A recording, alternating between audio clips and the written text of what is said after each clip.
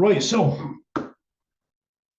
this week's topic, professional boundaries and good shoulders. So 2 points to talk about. One is a question in about the shoulders. The other one is a comment about professional boundaries. Both points were brought up by clients, members,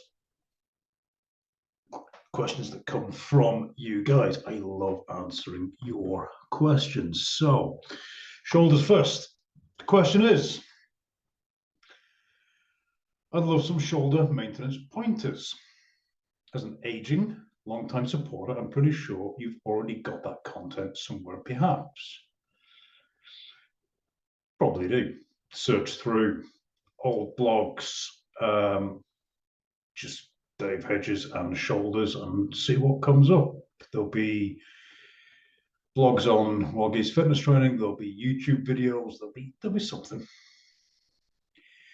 I've really had to pay more attention to the old shoulders and want to keep the overhead press as long as I can. Can't argue with that. The overhead press is a great movement, and I wish more people would overhead press rather than bench press. And I'm not talking about shoulder pressing, I'm talking about a good, proper military press that has back activation. The back is involved. Where are we at? I'm not struggling with the press, but do think about the day when it won't be possible. Still living with the Yanks and surrounded by more corporate types than planned as we scale things here. Who sent this in? I didn't write the name down. That's bad of me. So, if you get the weekly newsletter, you'll have read the question and you'll hopefully have read the answer too. So,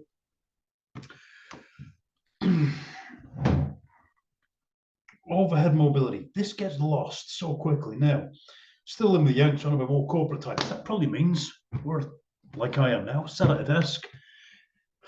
Well, sitting is not inherently bad. There is no posture that is inherently bad. Sitting is not the new smoking. It's simply sitting. The problem we've got is any position held too long, that then becomes its own problem. Excuse me. Any position held for too long becomes its own problem. Lying down. Nurses come and turn people over if they're bedbound to prevent bed sores from happening. Any position is potentially harmful if held for long enough. So yeah, sitting. So first things first, if you work at a desk, if you are sitting, find excuses to fidget. I remember reading in, was it Thomas Hanna, Somatics? I think it was his book. And he talked about this box, yeah, that this is where our hands tend to live. The steering wheel, our book, our mobile phone, our keyboard, most things, even our dinner, is in this space. And really, if the arm is below 90 degrees, there's not a lot of scapular movement. The scapula is the shoulder blade. And the shoulder blade, I believe, is the key to good shoulder health. Now, the shoulder blade, the big triangular bone, it rides across the rib cage. So the rib cage, think of that as the road, shoulder blade is the vehicle, and then the arm kind of just follows on from that. So the analogy fell apart on me all of a sudden there, just drew a blank. But the shoulder blades slide across the rib cage, and it's the shoulder blade that keeps what we think of as a shoulder, which is the glenohumeral joint where the arm bone meets the body, that is held secure and safe very much by the shoulder blade and the associated musculature around it. So if we get used to moving our arms around in a small space, and there's not a lot of shoulder blade action, especially if we're in a flexed thoracic position, as we would be. I've written articles on posture, sat in this exact position, and I'm quite sure this evening I will be slumped on the sofa with a cup of tea, watching something on the TV after my dinner. Do you know what I mean? This is normal life. So, but we need to be able to get a thoracic extension, thoracic flexion, simply doing this. Not this with the shoulders, but this with the sternum. Okay, imagine this space getting smaller. As I said to a client earlier on today, imagine there's a balloon on your zip, just lifting that chest up towards the chin, closing the space. You could do it with the hands coming out into a no money type position. Yeah, eyes forward. Maintain eye contact at the top of the screen. What nonsense. Eye contact with your own reflection in the screen. Yeah. And there we go. And you'll feel the contraction in the upper back, the chest opening. You might even get a few clicks. That's your thoracic extension right there. The shoulder blades need a little bit more than that. Two things that really help with the shoulder blade. Reaching, which is to say, if I put my arm out and I reach, yeah, put my arm forward and I reach. I put my arm up and I reach, yeah. Any given direction. You can do that under load. So you can hang off a bar. As you hang and pull yourself up and down, these are hanging scaps, essentially. Every time you sink, there's the reach, and then you pull out of it. If you're in a push-up position, you sink. As you press, that's your reach. A scap up, a scap push-up. That's your reach. You could be using a rubber band attached to an upright, a squat rack or something, and let it stretch you into a reach in any and every given position. Finish off at least some of your presses with a reach, a shrug up. Yeah. Take at least some of your rows as your arm comes, as you lower the weight, allow it take you into that reach. I would actually, with a dumbbell or a kettlebell, even the rings, I allow my arm twist. So thumb down, and then as I pull, it comes thumb up or palm up, yeah?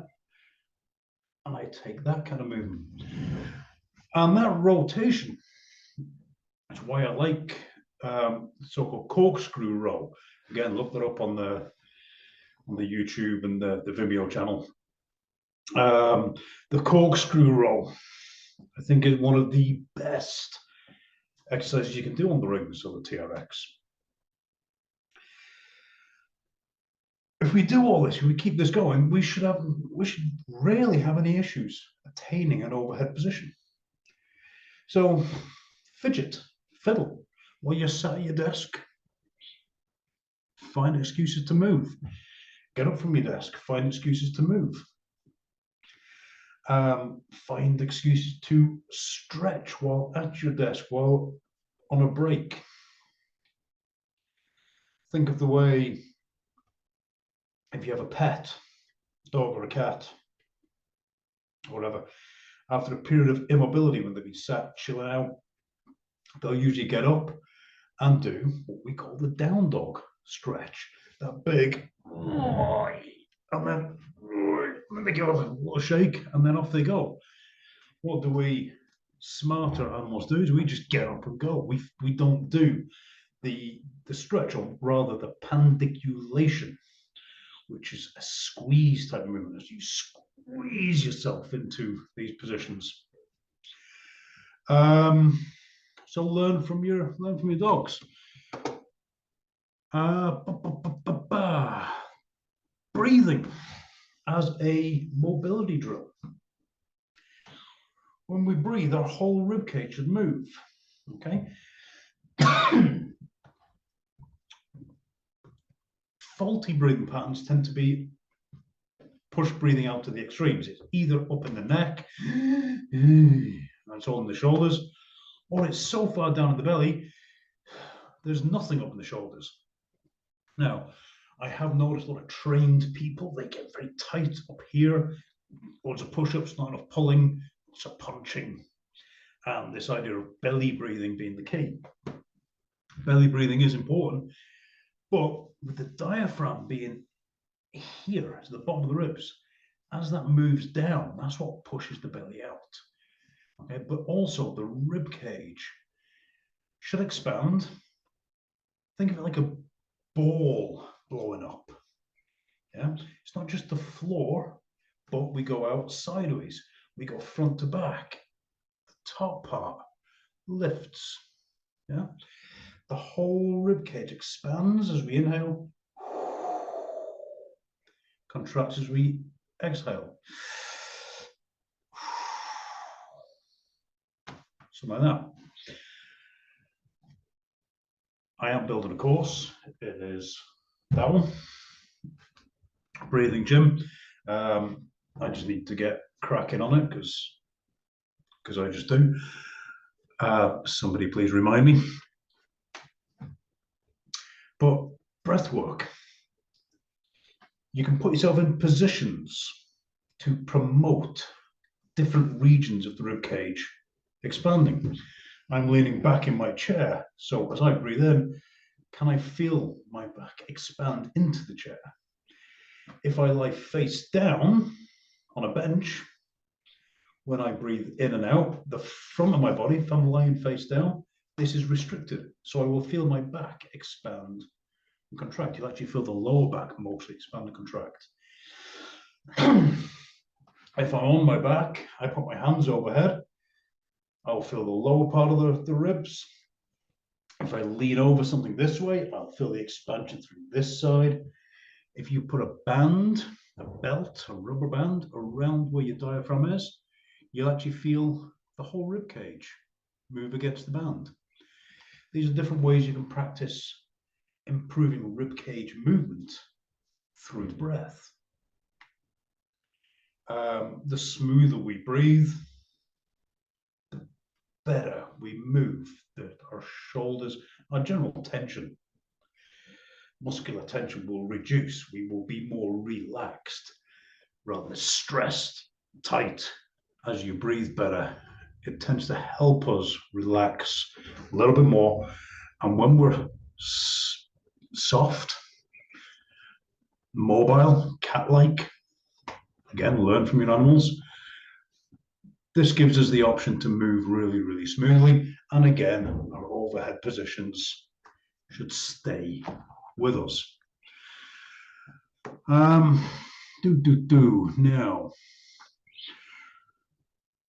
professional boundaries then. This comes from somebody who's in the clinic. Now, let's just read this out.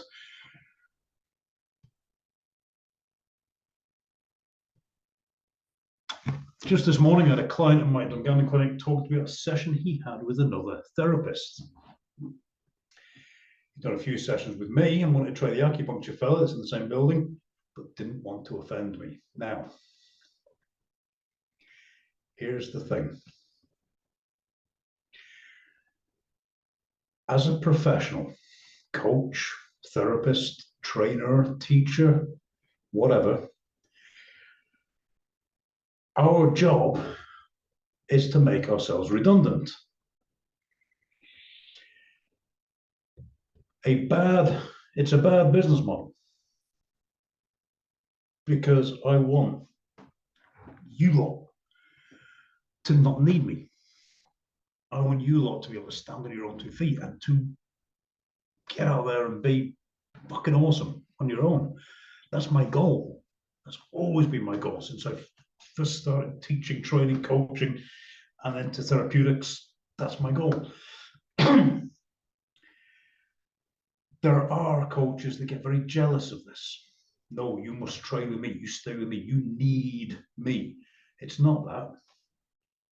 The coach needs a student because the student pays the coach's bills. The student doesn't need the coach. He needs the information the coach has up until he no longer needs that information. Simple as. A good coach should be looking to provide autonomy. It's like being a parent. You want your kids to grow up into good, independent, strong, capable adults. Coaching therapeutics is no different. So why would I be offended by a client going to a different therapist if that therapist is, one, bloody good at the job, two, has a complementary service that maybe I don't provide, I don't do acupuncture, maybe it's the right thing. This is why all professionals should have referral networks. There's a coach up the road, refers clients to me here. I'm happy to refer clients to the acupuncture guy. In Dublin, Walgies Fitness Training became a hub where we had a lovely network in Dublin. Guys from other parts of town would be recommended to me when they moved into my location. And if any of my guys were moving to a different location, I could find a coach for them to go to. Several physiotherapists referring clients to come and see me for further rehab. But I would also refer my guys out to the physiotherapists. And this is how it should work. Any coach, any therapist that is too small-minded to allow this happen really should rethink their career. It was kind of a thing back in the old days, the martial arts days. You train with me exclusively, and it was kind of a thing where if I give you my secrets, then you can beat me. Even that's a bit nonsense. That's the old stories. They're the stories I grew up in the martial arts. And when I see non-combative people talking about it, all it is it's fear of losing money. If I lose a student, I lose that income from that student. If a client doesn't come back to me, I lose the income from that client. So what? So what? Does that client no longer need me? Can I no longer serve that client? Well, then they should go. They should be with someone else. And that's basically the long and short of it. So that's today's newsletter covered. If you've got questions, queries, anything you want to know, drop me a line. Tell me. I am happy to help. That's what we're here for. And if you go to davehedges.net, this is where you can book in with me. If you're looking training, if you're looking to book in for a chat, or you want to look at the online courses that we're developing, that's them listed out here. There's, I think, 3 on the course, and all these are in progress at the moment. We'll get there. We'll get them up as soon as we can. But till then, keep working away, and I'll talk to you soon.